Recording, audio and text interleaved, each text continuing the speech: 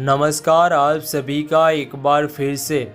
क्या है राहुल गांधी की जाति? अनुराग ठाकुर के बयान पर मचा बवाल, फिर खुद कांग्रेस ने ही कर दिया खुलासा। बीजेपी सांसद और पूर्व केंद्रीय मंत्री अनुराग ठाकुर ने मंगलवार 30 जुलाई को लोकसभा में दिए भाषण के दौरान कांग्रेस नेता और नेता प्रतिपक्ष राहुल गांधी की जाति पूछ ली। उन्होंने जातिगत जनगणना के मुद्दे पर राहुल गांधी का नाम लिए बिना सवाल किया। इसे लेकर सदन में काफ़ी ज़्यादा हंगामा मच गया। नेता प्रतिपक्ष राहुल ने अनुराग के जाति पूछने को अपना अपमान बताया और कहा कि यह उन्हें जाति जनगणना की अपनी मांग पर अड़े रहने से नहीं डिगा पाएगी।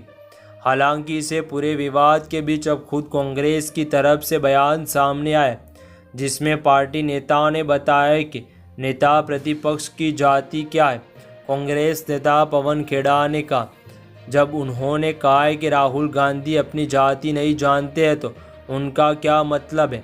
वह संसद में अपनी सदस्यता खो देंगे और उनकी वजह से बीजेपी को गंभीर नुकसान होगा। वही उन्होंने गांधी परिवार और कांग्रेस से समस्या है। अगर वे राहुल गांधी की जाति जानना चाहते हैं तो वह शहादत है। वही कांग्रेस नेता सुप्रिया श्रीनेत ने भी अनुराग ठाकुर के बयान को लेकर उन पर हमलावर नजर आई।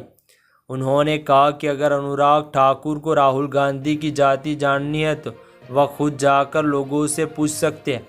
वही श्रीनेत ने कहा कि आपकी जाति जाननी है तो मुझे तकनीक की रुचि नहीं है, मगर अपने चारित्र का परिचय आप बार बार देते हैं, भड़काऊ भाषण देकर और सदन में राहुल गांधी की जाति पूछकर।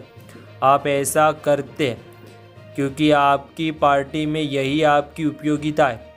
सुप्रिया श्रीनेत ने कहा, आप राहुल गांधी की जाति जानना चाहते किसके परदादा इस देश की आज़ादी के जंग के दौरान 9.5 साल जेलों में रहे, किसके दादा ने इस देश पर अपनी उम्र खपा दी, किसके दादी और पिता ने इस देश के लिए शहादत दी थी, किसकी माँ लाछन सुनकर भी इस देश के लिए समर्पित है।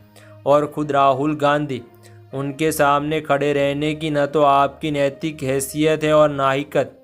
इसी बीच सुप्रीम कोर्ट से एक और बड़ी खबर सामने आ रही है।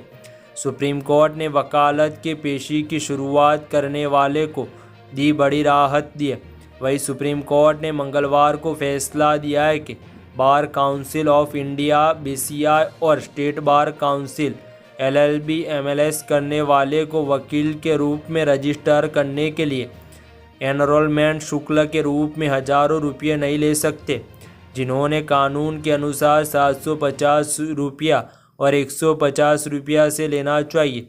CJI DY चंद्रचूड़ की अगुवाई वाली पीठ ने कहा कि BCI और राज्य बार काउंसिल कल्याण और विकास कार्यों के लिए अतिरिक्त शुल्क लगा सकते हैं, लेकिन अधिकता अधिनियम के तहत निर्धारित शुल्क से अधिक शुल्क नहीं ले सकते।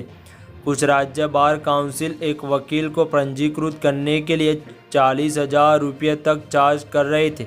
सुप्रीम कोर्ट ने कहा कि यह उन वकीलों की प्रैक्टिस करने के अवसर से वंचित करने जैसा है जो आबादी में गरीब, पिछड़े और हाशिए पर रहने वाले वर्ग से आते हैं। अदालत के फैसले के बाद बार काउंसिल ऑफ इंडिया ने रजिस्टर फ्रॉम ब्रिक पर फिलहाल रोक लगा दी है। सुप्रीम कोर्ट ने अत्यधिक फीस को लेकर दायर याचिका 10 याचिकाओं पर सुनवाई करते हुए यह फैसला सुनाया है।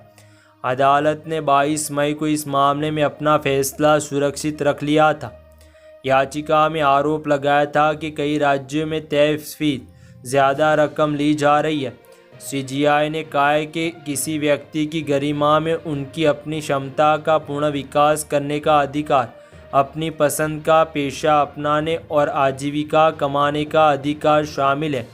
ये सभी चीज़ें व्यक्ति की गरिमा के अभिन्न अंग हैं।